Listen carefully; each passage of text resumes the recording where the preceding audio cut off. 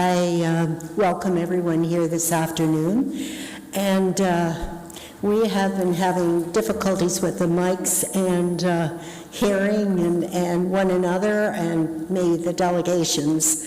So I think we have some volume today. At least I'm getting lots of feedback, and that's good. But I just want to encourage you to speak into the mic when you are presenting or you're speaking. It will just help the system.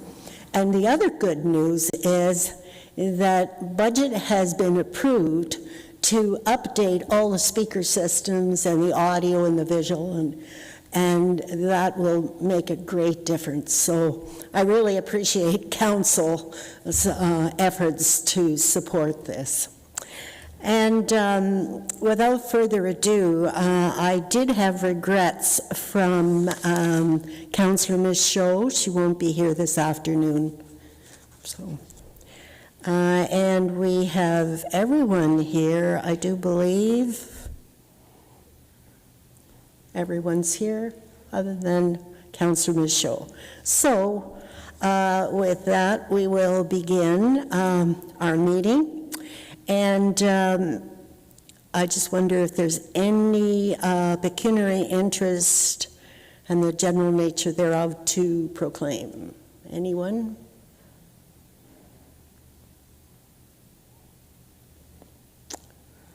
All right. I do see that Shannon is not here yet, but we'll look for her coming. All right, so no pecuniary interest. And now we are going to go into the discussion items, and that has to do with the Draft Heritage Impact Assessment 1385 Bleams Road, proposed construction of 8 three-story townhomes, DSD 2023-080. And we will first have a presentation by Diksha. Members, would you hold your questions for staff? And then after the applicant presents, Matthew Wojcicka and Corey Worley, and we can have questions to our delegations, and then we'll come back to staff. All right, then, and there are no recommendations other than advice for staff today to be given. So, Diksha, please. Thank you, Madam Chair. I'll just wait for Marilyn to pull up the presentation.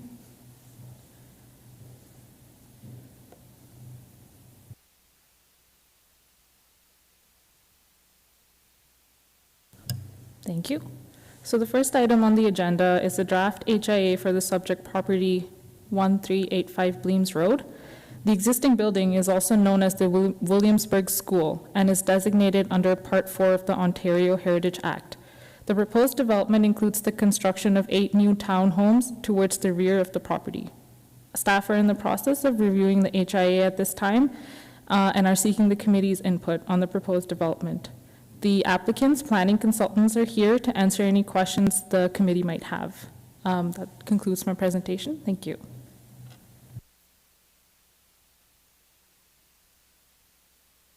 Thank you, Diksha. And I do understand that Matthew and Corey, you are here on behalf of the applicant.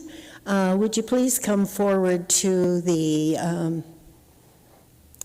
speakers area? And as I said, please speak into the mic. I don't know if you have a big presentation or you would just like questions. Sure. Thank you, Chair. Thank you, Chair, and members of the committee. My name is Matthew Wojcicka. I'm from Polo Corp. I'm the consulting planner on the project. Unfortunately, Mr. Owen Scott from CHC Limited, the author of the HIA, could not attend in person today, and so I'm here to answer any questions that the committee may have. I don't have a PowerPoint or a specific presentation prepared, as I think staff's report and the HIA provides an excellent overview of the application. I can, however, provide a very brief summary from a high level. This is an interesting property in that the original building was constructed as a schoolhouse in 1864, which was at that time in the hamlet of Williamsburg. It operated as a schoolhouse until 1966, when it was converted to a private residence. Over the following decades, the city continued to expand, encroaching closer and closer to the property until it ultimately found itself in the center of the Rosenberg community and the Rosenberg secondary plan. In fact, it found itself in a very prominent position at the intersection of Bleems and Fisher-Hallman. At this location, it's been designated as a medium-density 1 property. Given the current surrounding context, the current owners are proposing to redevelop the vacant west side of the property as 8 townhouse dwellings.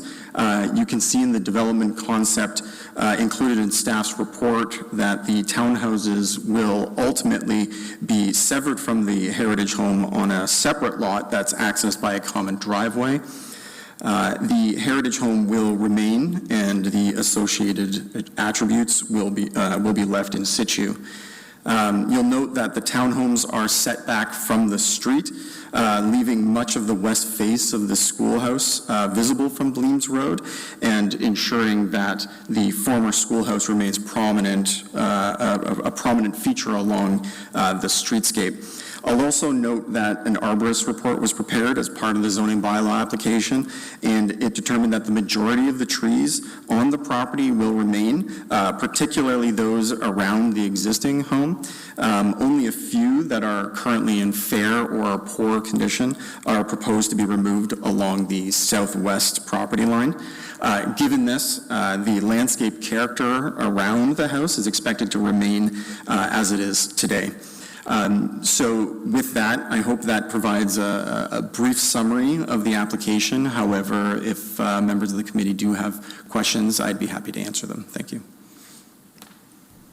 Thank you, Matthew. And now I open it for questions from the committee. Natalie. Hello.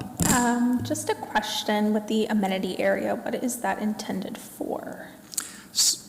Through you, Chair. There are 2 types of amenity areas provided on the property. There's the front amenity area that will be common to the entire community. That's adjacent to Bleems Road. The specific function of it hasn't been determined yet. However, we anticipate that it will be highly landscaped and likely have some kind of seating area or passive kind of seating area. The second amenity area is, of course, the rear yards, the private amenity areas that will be provided to each individual unit. Yes, Natalie, go ahead. And just wondering, so along Bleems Road, the main road, is there street parking allowed at this time? Through your chair, I don't believe street parking is permitted on Bleems Road right now. Yes, just because my only concern would be, I noticed here there's only 2 visitor spots and 1 handicap spot for visitors. And as someone who lives in a building with limited parking for visitors, I can potentially see that being an issue. However, if it's not permitted, I understand, just don't want to have cars lined up along the whole road and block the school. Sure. Through you, Chair, I'll also note that each individual unit will be provided a garage space, and then they also have in turn the individual parking space in front of the garage in the driveway. Thank you. Are there any other questions? Yes, Peter.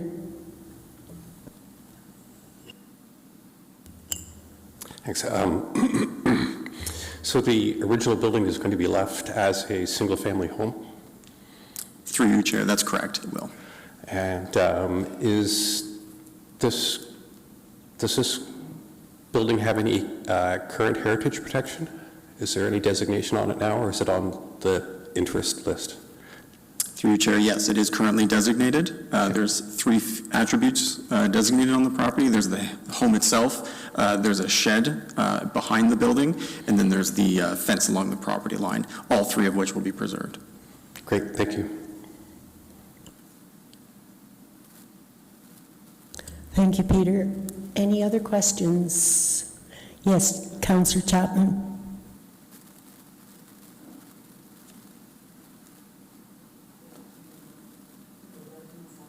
Sorry, okay. Sorry about that. No. Yeah, I just wondered from your perspective, what potential damage, whether physical or even not just necessarily structural, but just setting-wise, could these townhouses cause to the value, the heritage value of the schoolhouse? Through you, Chair, the HIA concludes that there shouldn't be any perceivable damage or any impacts on the heritage feature. The way that the property, the redevelopment has been cited, keeps the prominence fixated on the heritage feature itself, and then, of course, around the property, the trees will be preserved, as will the existing driveway and all of the other heritage features. So there's not any significant impacts foreseen on the heritage attributes. Okay, I understand that, but I guess I'm thinking more in terms of, so we designate the property or the building, but we don't designate the whole property, right? So as far as, if the whole property were to be designated, do you see any drawbacks to putting in a modern townhouse structure right in the yard of a heritage designated building? I know it's $1 million question. It's just, I'm curious, right? Because it just seems like an odd setup. Through you, Chair, no, I think that's a problem? see any impact on that. As I said, in the HIA, it's concluded that there shouldn't be any significant impacts on the heritage feature. And what's the setback from the schoolhouse? In total, I believe there's a 2.4 meter setback between the townhouse and the heritage house. 2.4 meters, that's it, eh? Okay, thank you. Thank you, Councillor Chapman. I had the same question as to what would be the space between this building, the yard, and the new townhouse development.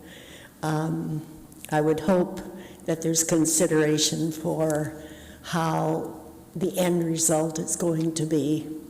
Okay. Are there any other questions? Yes, Donnie? Thank you, Chair.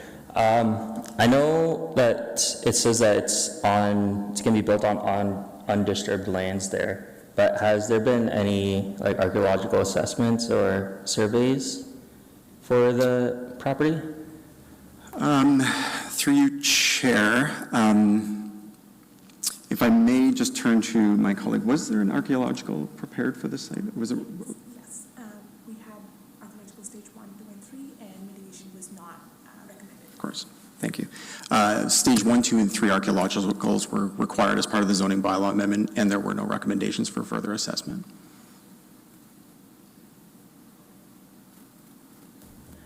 Donnie, did that answer your question? Sorry, yes, it did. Thank you. All right, thank you. Are there any other questions? Yes, Alona, please.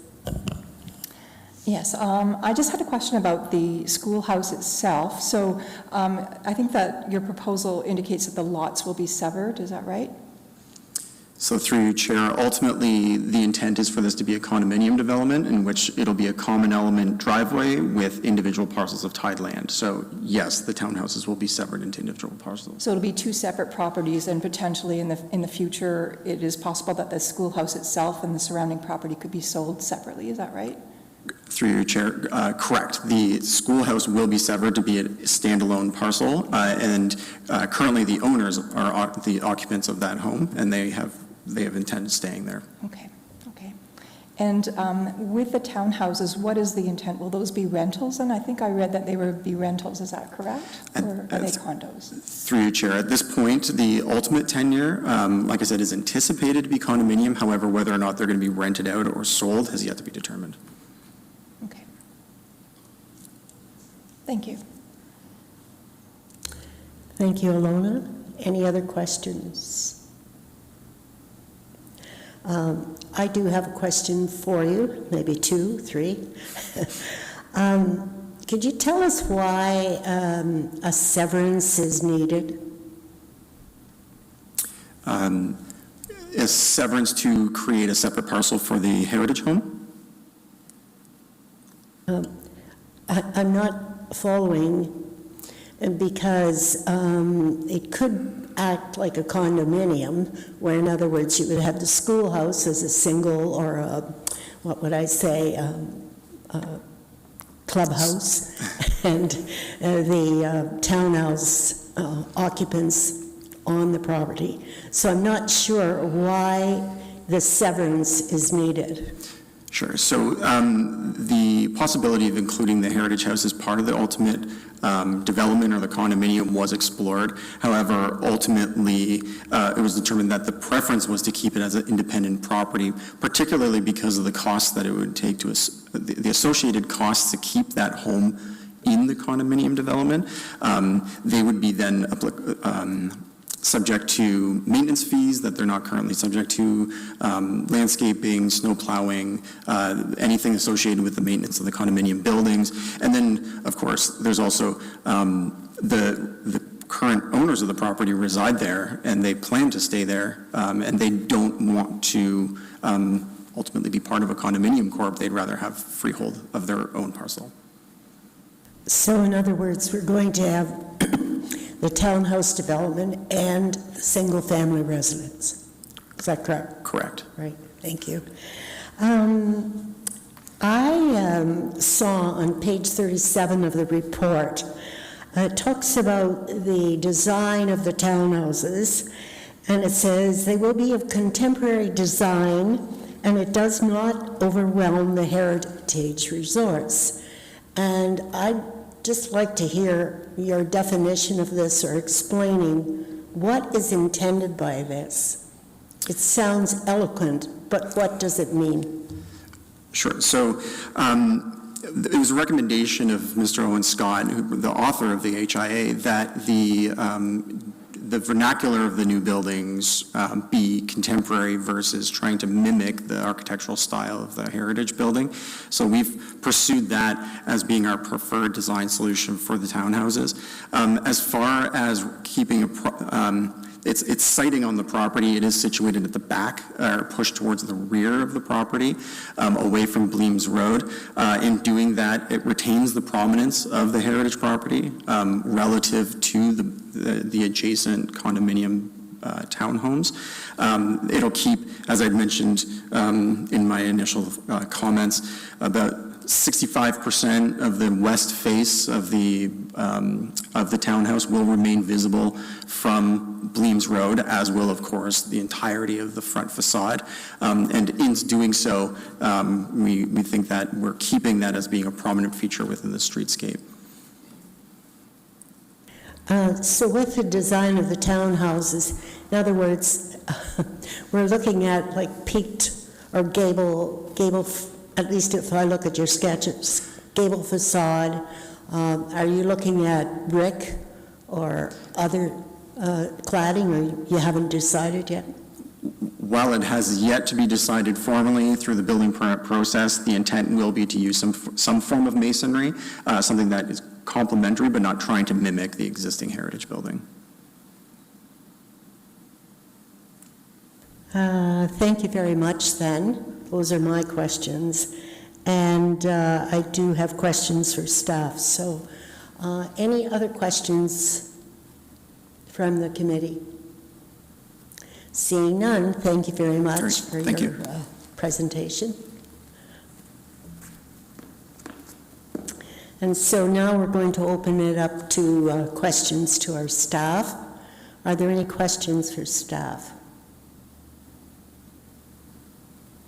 Yes, Alona.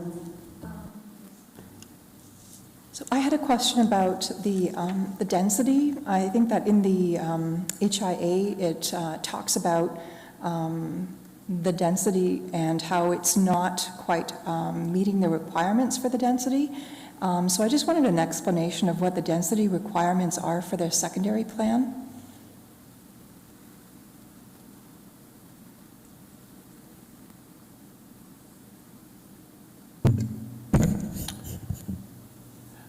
Through you, Madam Chair. So these lands are identified in the Rosenberg secondary plan, and the city undertook a land use plan to implement the land use framework, but has not applied the zoning as of yet. So in this, this particular site is identified as medium density residential 1. So when this was first envisioned as part of the Rosenberg secondary plan, we were anticipating a medium density use. So medium density is anything between 3 and 5 stories generally.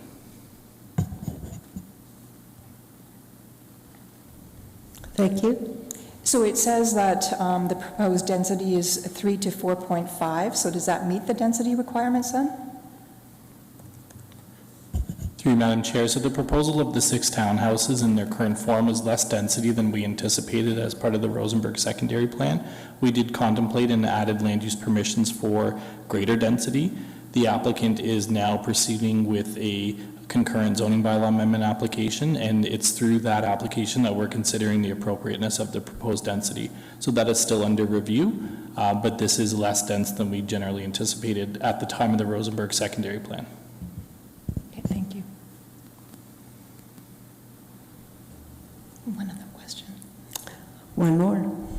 I have one other question. So it also talks about the statement lacking cultural heritage value or interest. And I just wondered why that was missing. Is it because of when it was written, that it was written years ago, that that did not have to be included? Or just I'm looking for an explanation as to why that might have been missing. So through you, Madam Chair, yes, the designating bylaw was passed in 1987. And so at that time, I'm assuming statements of significance were not included with the designating bylaw. So all we have to go according to is just that bylaw itself, which designates all the elevations, the woodshed and the fencing. There's no statement of significance as that's been provided. Can that be updated so that it is included at some point? So staff can certainly look into that. There has been an updated statement of significance that Mr. Scott has included within the HIA. We can look into that for sure. Okay, thank you. Thank you, Lona.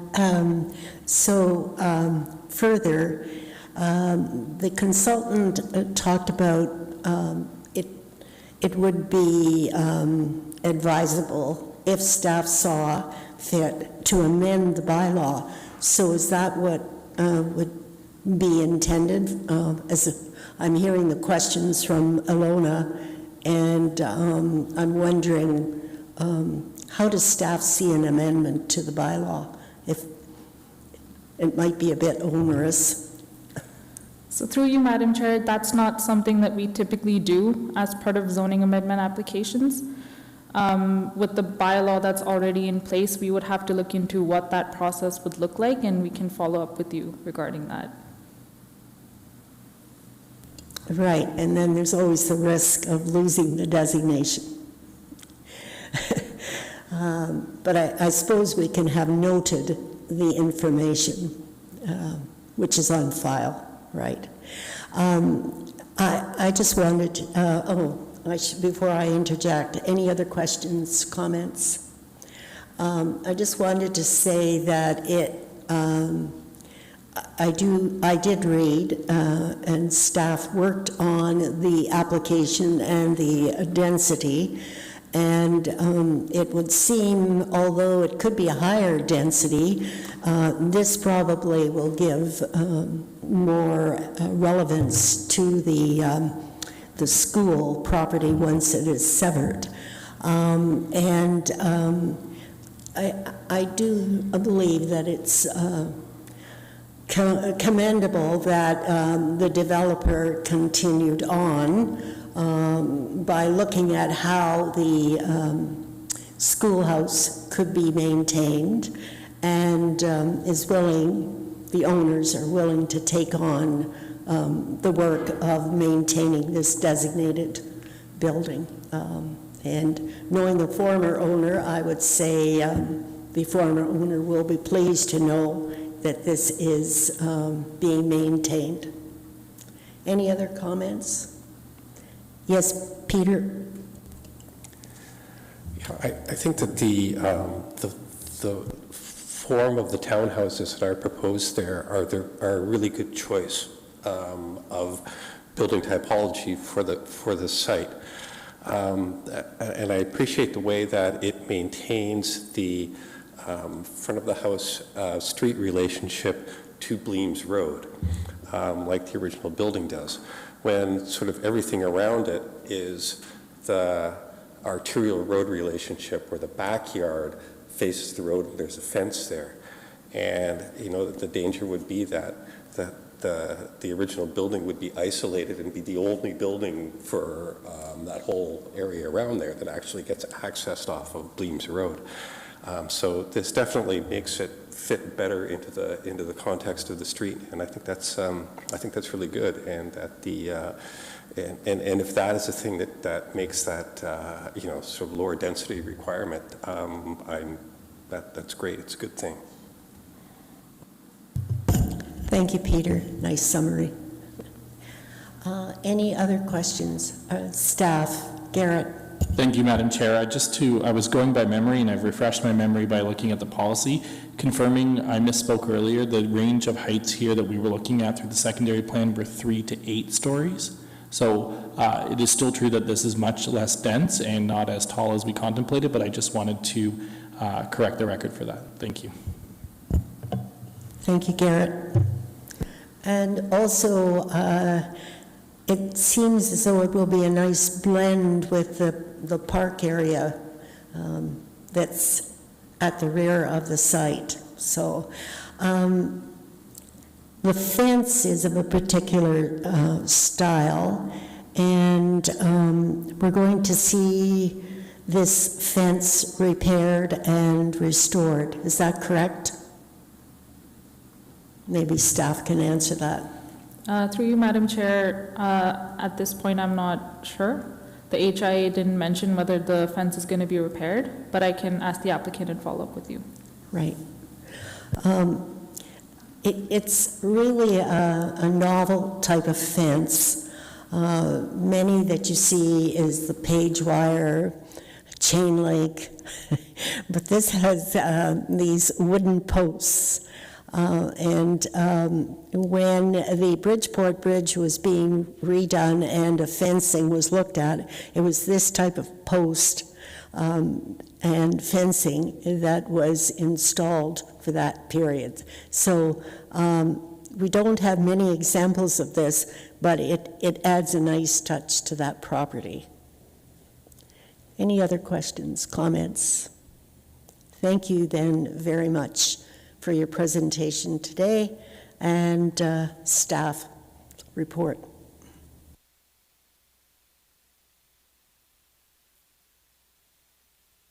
Our next agenda item, Bill 23, the Municipal Heritage Register Review. And Deekshaw and Jessica, we're going to look forward to your presentation and overview. So, would you like to start? And please lean into the mic so we can hear. Thank you, Madam Chair. So this is a continuation of the discussion that we had at our February meeting regarding how we're planning to address the amendments that are brought about by Bill 23, specifically the 2-year timeline that has now been applied to designate or review listed properties.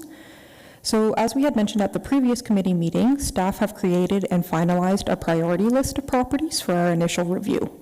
We started this by mapping out the location of active planning applications to determine areas experiencing development pressure, and this ended up giving us 9 neighborhoods to focus on. Those neighborhoods are a mixture of urban areas and greenfield areas, and then within those 9 neighborhoods, there was a total of 114 listed properties. Once we established these boundaries and identified these properties, we applied an evaluation system which considered the potential physical, historical, and contextual significance of each property individually. And this then allowed us to create an overall ranking system and give us the properties that we want to initially focus on in the upcoming months. Next slide, please. So with the results of our priority list, we've refined and finalized our process as well, which is as follows. In a few moments, we'll be asking the committee to divide into 5 teams, 4 of which will be concentrating on urban areas and 1 which will be concentrating on the greenfield or suburban areas of the city. Each team will be assigned a list of properties for which to complete field evaluations. Those field evaluations will be returned to Deeksha and I, and we will then complete any further research or assessment that's needed to be done, as well as compose comprehensive summary statements of all the information collected. These summaries are going to be taken back to you, the committee, for review, and we would then discuss at a meeting the findings to determine if designation is supported. If designation is recommended, then staff will complete a notice of intention to designate report, which is then brought back to the committee for review and support before it's being taken to council for review and consideration of approval. The process would then continue. Next slide, please. Using this model and considering some of the comments and concerns that were expressed by members previously, we are proposing 3 different possible targets. Our highest target would allow for a review of all listed properties on the Municipal Heritage Register, and this would require the Heritage Kitchener teams to complete 6 to 12 field evaluations per evaluation period. And every discussion period we would be considering between 30 and 60 properties. Our medium target would allow us to review approximately 180 of the approximately 230 listed properties. This would require the Heritage Kitchener teams to complete 6 field evaluations every evaluation period, and would mean 30 properties would be considered every discussion period. Our minimum target is just slightly higher than what we had initially proposed, being 90 properties of the approximately 230 properties listed. This would require Heritage Kitchener teams to complete 2 to 3 field evaluations per evaluation period, and it would mean 10 to 15 properties are considered every discussion period. We're starting with 6 properties per team, and we can reassess if this amount is feasible, considering everyone's schedule at the next meeting. Next slide, please. In terms of timing, the following is proposed. We're proposing that Heritage Kitchener teams have approximately 1 month to complete all of the field work, with evaluation periods occurring every 3 to 4 months. So we'd be asking you to look at 6, 12, or 2 or 3 properties within a 1 month period. The specific timings and dates for 2024 can be confirmed at a later time once we've confirmed when Heritage Kitchener meetings will be hosted in 2024. Next slide, please. So we'd like to take this moment now to ask you to divide into teams of 2. I'm aware that some of our members are not present today, so those can be put into one group together, or if you know someone lives close to you and you would like to be on their team instead, or their schedules are convenient for you, we could also accommodate that. Once the teams have been created, we will hand out the folders that we have put together for you, which would also contain the property assignments. Another thing we'd like you to consider, our Greenfield team, the one Greenfield team we have, we are suggesting that there be 3 members involved instead of 2. So if we could just take a few moments to do that, please. If I may, this may be a little shock therapy.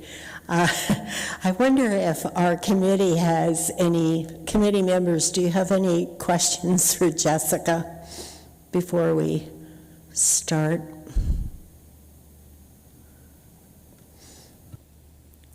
Peter?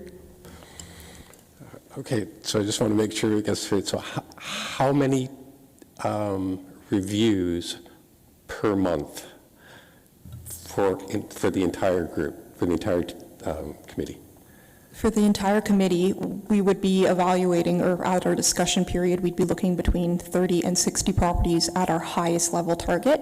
If that's not feasible, we can look at one of our other targets. But per each team, which is 2 people, we would be asking you to review approximately 6 properties every month, and those months would be in 3 or 4 period cycles.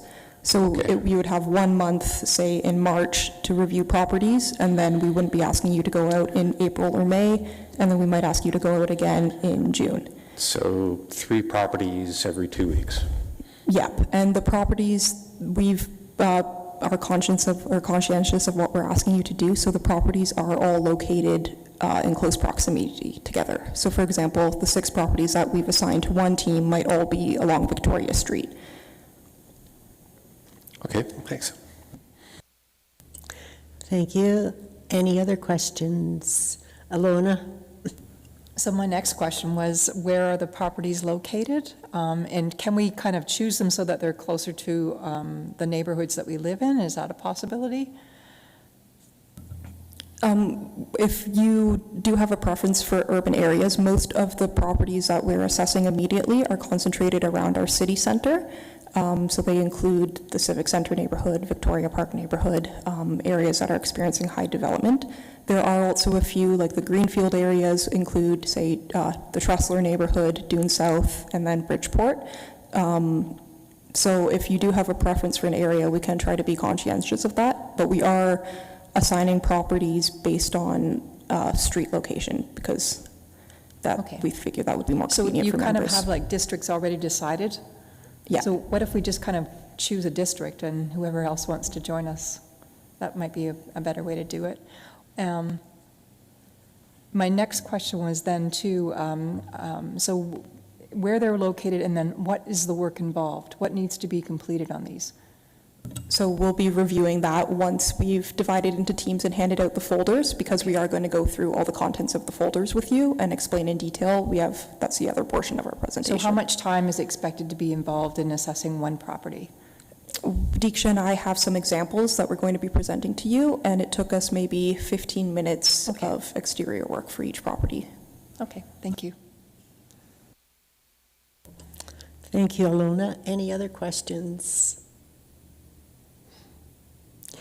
I just wonder, Jessica and Diksha, you obviously have worked with this, and we're sitting here hearing, and I just wonder, so we get the folder, and then what?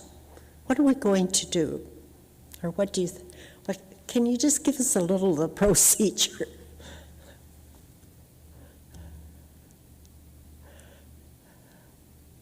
Okay. For the time being, then, we can hand out folders. They are specified to teams, so we'll finish going through our presentation. We just want you guys to have the physical folders to look through as we discuss what's in them, and we can sort out the teams then after, if you think that's easier. And I didn't catch this, but at the end of our session today, do we hand in the folders to you again? No, those folders are for the committee members to take home. To take home? Yes. And you have a copy at the office, in case Yes, Madam you Chair. know, we do have accidents, misplacing them with a bunch of paper. Okay, thank you. Are there any, yes, Councillor Chapman?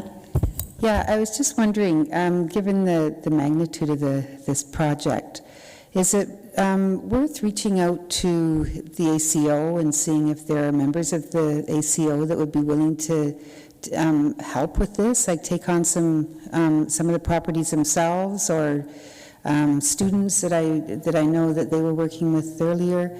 Like, can we go beyond, you know, I'm not saying go to my neighbor and say, hey, do you want a project? But, you know, people that know how this works and are familiar with heritage attributes, et cetera, is it something we could consider? So through you, Madam Chair, it's not something we're considering at this time. So we are soliciting the help of this committee. So you may recall the last term there was individual working groups, and we've opted to do and focus on this body of work for the next 2 years. What I might suggest is Diksha and Jessica have prepared a sort of a very aggressive to a more modest work plan, and the intent is that we're going to continue to evaluate that. I might suggest that we try one round and revisit, and if we find that the level of effort does exceed what people's commitments can be, we can definitely adjust and reassess. We brought a plan at the last meeting that looked at potentially looking at 80 properties out of the 200, and we did hear from the committee that we should be looking at all of them, so we did have to readjust our project plan so that we have the option of exploring every single property on the register. This will continue to be an evolving process, and I think we're committed to revisiting, and we can allocate resources potentially in future. But we'd like to start with the work plan we've developed, and we can always revisit that. Thank you. The slides that you presented, Jessica, I think it's worthwhile having. And will they be part of the minutes, or like this plan that you presented? Will they be part of the minutes, or how will we find them? Like, just to, check back and see where we're going and so on. Through you, Madam Chair, I can certainly send this presentation to the committee members, but portions of it, including the figures and charts that you have seen, are already included in the folders that we've created for you. All right, thank you. So you'd like us to divide into teams, two. All right. And are we doing any greenfields today, or is it all in the urban center?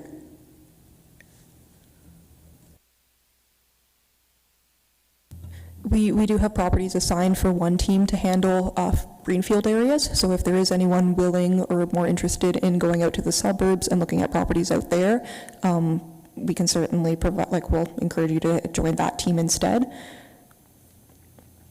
Thank you. I'll volunteer.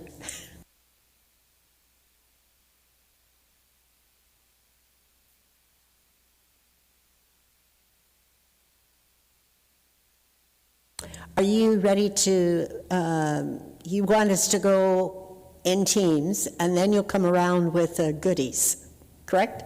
Yes, that's correct, Madam Chair. I shouldn't say goodies, but the file folders. All right.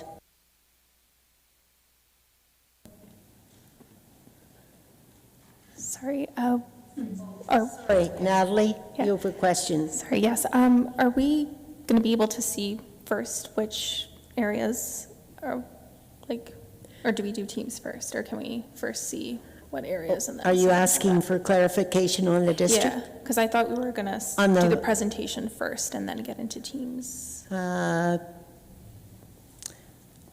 Staff, we need some direction here. So for the Greenfield team, the initial neighborhoods include like Tressler, the Tressler neighborhood, and Huron Road area. For the 4 urban teams, they're mostly concentrated around the city center at the core. So there are various neighborhoods, including, or most of the properties are, say, along Victoria Street South for one team. Others are along Weber Street, but they're mostly concentrated in and around the city core. So, are we ready? I have one question. Peter, go ahead. I have one request, and it's like, this sounds great, but I don't want to be on the Greenfield team. And I wonder if anybody else is interested in doing this by bicycle, by bike, as opposed to driving around. I think it's any excuse to go for a bike ride, but if anybody's interested. I will do Greenfield, but not on bike. I may end up in the ditch.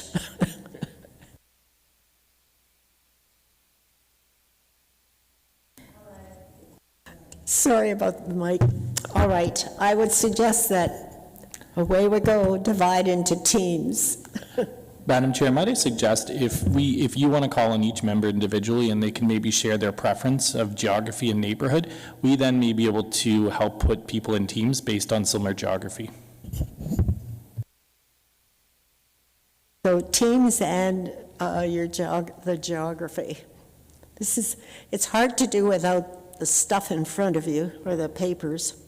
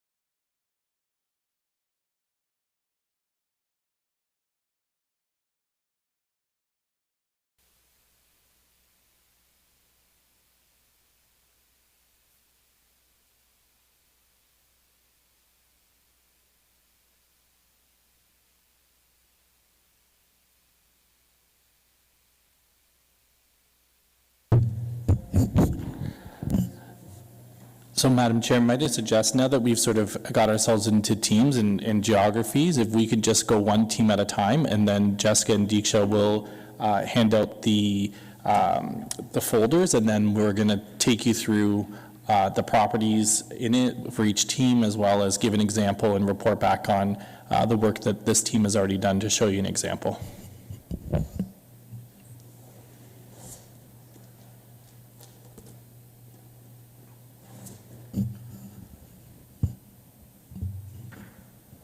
So, Madam Chair, would you like me to do the roll call?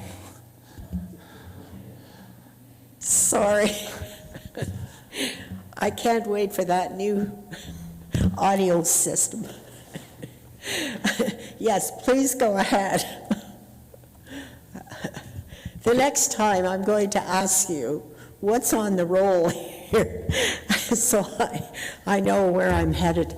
I promise. But go ahead, Garrett. I promise please. we're probably not going to do this as exercise again, but. So I'm wondering, Madam Chair, if you could ask Councillor Chapman and Peter what their geography is, and we'll assign them a team. Well, we're talking downtown area, but Victoria, like, it can be south, like Victoria Street South. I heard somebody want to do Victoria Park, so whatever. We're on our bikes. We can, just don't send us out to Tressler Road in the winter. Okay, and Madam Chair, with your permission, I'll ask Alona and Shannon what their geography is. So the downtown area, Civic Center, that area. I don't know what part of Weber Street you were referring to, whether it's in that same area or whether it's down further towards Fairview or...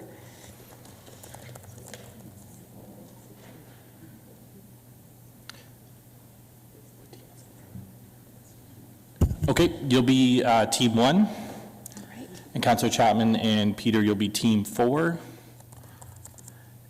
And Madam Chair, what have you decided on Greenfield? Des and I are going to do the Greenfield, and perhaps Councillor Michaud, since she's out that way, might join us as well. Shannon, who is with St. Mary's District, I wonder where she might like to fit in all this.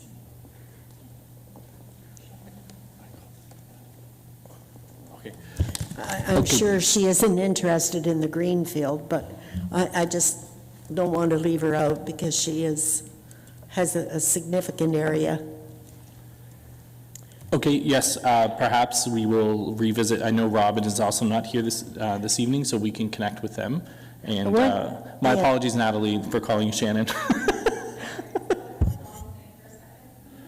I wonder if perhaps after the meeting, Deeksha or Jessica, you could contact Shannon and see where she would like to join. Yeah, through you, Madam Chair, we'll be contacting all the members of the board who aren't present today, or all the members of the committee, sorry. Thank you. And then lastly, Madam Chair, with your permission, I'd ask Andrew and Donnie what area they're looking at. Victoria Park area.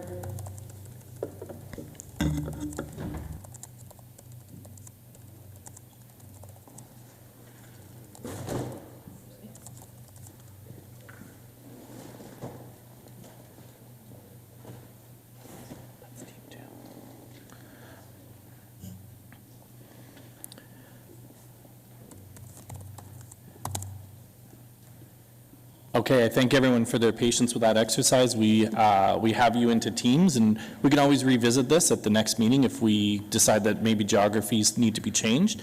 And then I'll have the team take it over and go through the folder and the presentation. Thank you.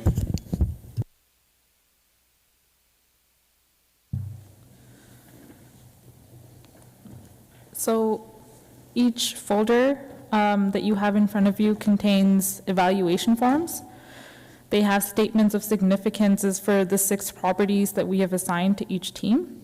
They have a tracking form for you to note down whether an evaluation is complete or not. They have a calendar, which Jessica just went through a couple of minutes ago, of when these evaluations are due. And they also have an FAQ sheet, which I will explain in just a minute. It also includes an example assessment that staff undertook a couple of weeks ago that we're gonna bring you through. So if you could pull up that staff assessment now.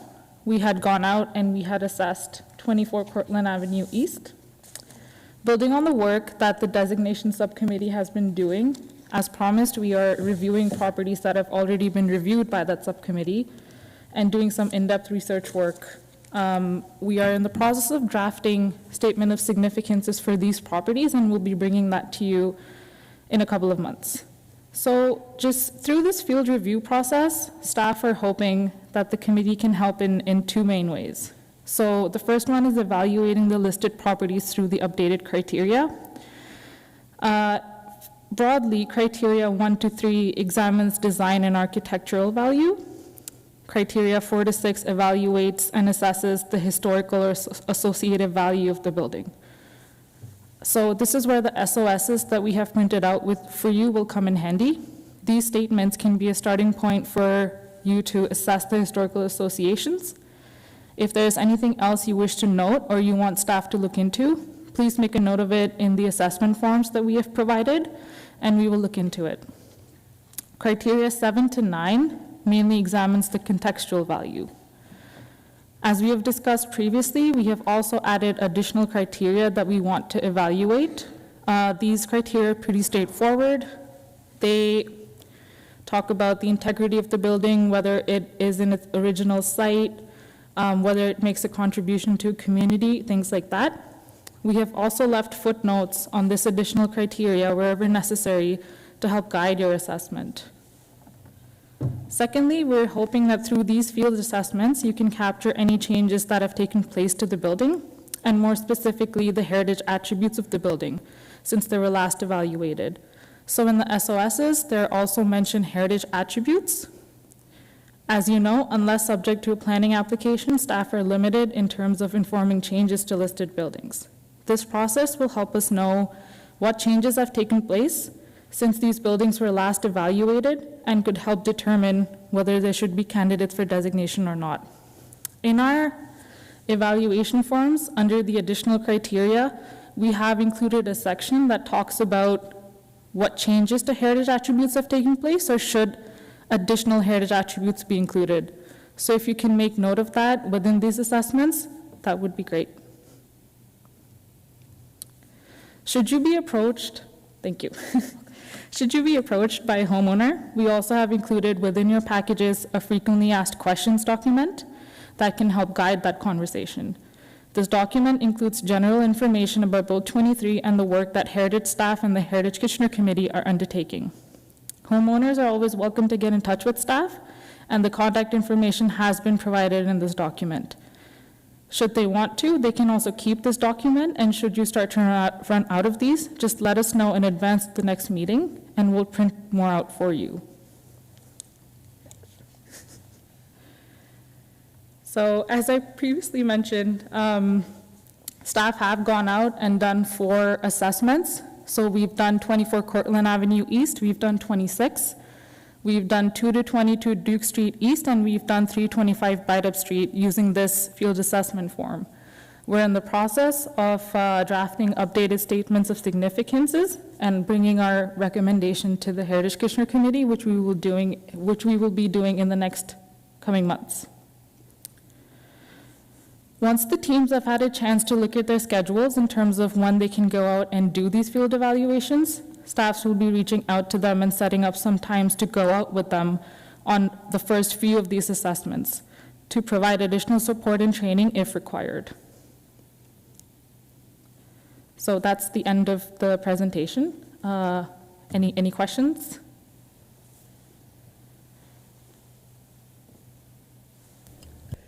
Questions? Sure, Councillor Chapman. Can you just go back one slide, please?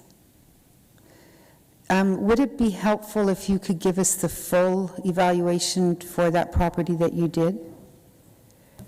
so that we could see, and maybe look at it, the statement of significance and just compare what we're seeing here. Like, that would be helpful if we have more information.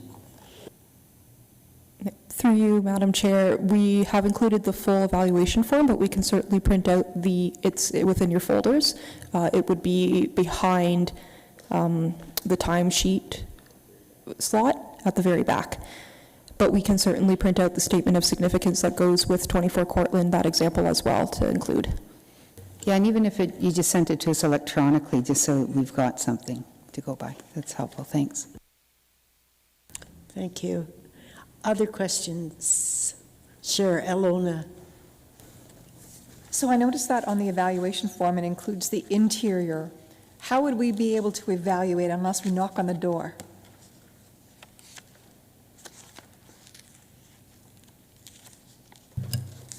Through you, Madam Chair.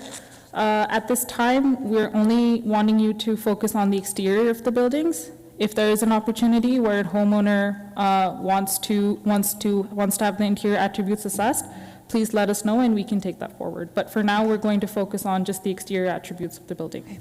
Thank you. Sorry, through you, Madam Chair, we'd also like to note that inspections have to be done from the public property, so from the street.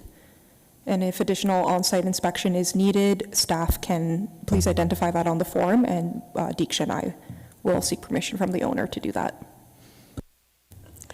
Thank you. Just for clarification, so we are standing at the curb or on the sidewalk and evaluating what we can see. Should we be having like name tags or something that indicates who we are? I'm aware of people who do drive down our so-called country road and do look. And in this day and age, you do kind of wonder.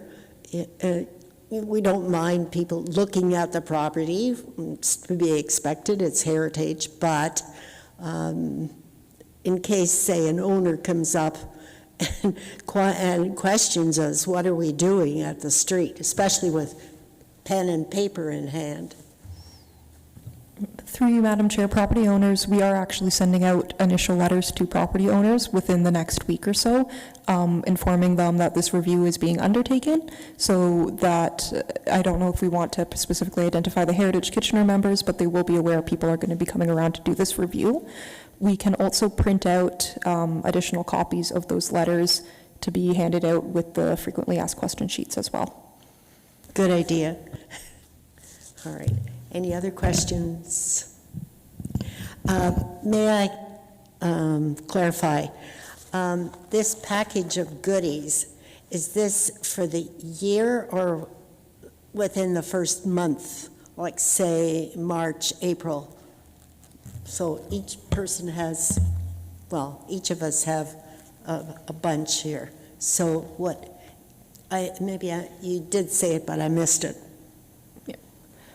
Through you, Madam Chair, so the initial information in there is for this specific evaluation period. So I've brought up our proposed timelines again, which you also do have a copy in your folders as well. So the SOSs that are in there, as well as the evaluation forms, are for the months of March to April. Then in June, when we do our next property assignment and discuss your findings, we'll be issuing new statements of significance for each team, as well as an updated list. Thank you. Any other questions? I have a question. Comments? Councillor Chapman? Yeah, thanks. So when we finish our 6, can we get more? So through Madam Chair, we appreciate the eagerness. The amount that we've selected right now is we're being cognizant not only of your time, but also what staff capabilities are as well. So while each team is reviewing 6 properties, Deeksha and I will be doing the additional research and review and writing the summary statements of 30. So the amounts that we've identified are what we believe we have the resources and time to handle. And I think it would probably, in terms of organization, to keep the process clear, I think we would probably prefer to stick with the proposed timelines that we have outlined here.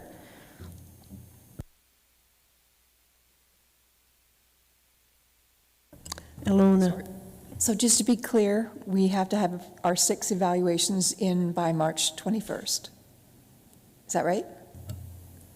No, through you, Madam Chair, these first initial 6 evaluations are due April 4th.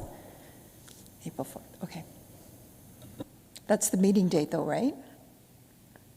Yes, so we're asking you to bring in your completed evaluation forms at the next meeting to provide to staff. So we could collect those either at the end of the meeting or the beginning. Okay, thank you.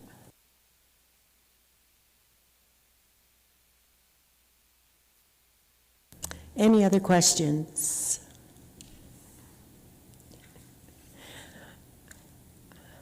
For those on bike, those on bicycle, I think you better apply for a grant for e-bikes.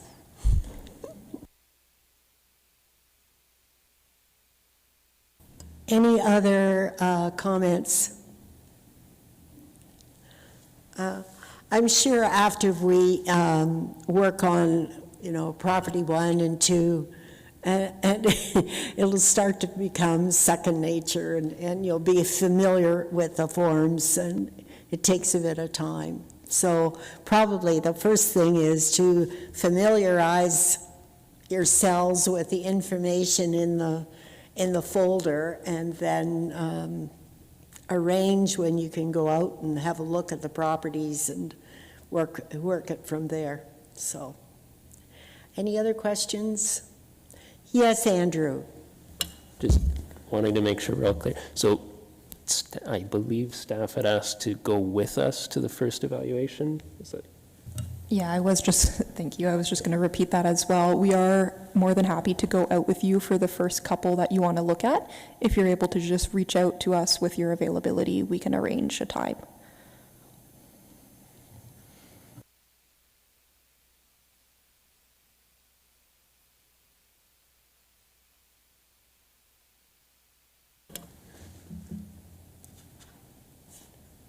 Sorry, very quick follow-up.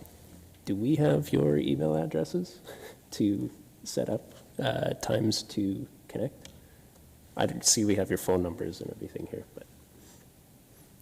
So through you, Madam Chair, those can be provided to you by Marilyn. Okay. So we appreciate your work and what you've done, and organization, and thank you very much. This will be a challenging bit of work. However, it's not the first time that Heritage Kitchener members have stared into the face of this type of work. It's good. So, any other questions, comments? Thank you. Then Diksha and Jessica and Garrett. And then we should now go on to status updates, the heritage best practices and priorities. Do either of you, Jessica or Diksha, have any comments for 4.3? Through you, Madam Chair, no. Thank you. Then information items, the permit tracking sheet. Is there anything on that? Through you, Madam Chair, there is not. Sorry, just going back to the other agenda item about Bill 23, we did want to add in, if you are approached by a property owner when you're conducting your field evaluations, if you're able to just let staff know and maybe indicate kind of how the property owner has reacted, or if they've made any indication of what their thoughts or feelings are on the designation process, that would be appreciated. Thank you. So, any other comments? I think we can adjourn. Who would like to move to adjourn?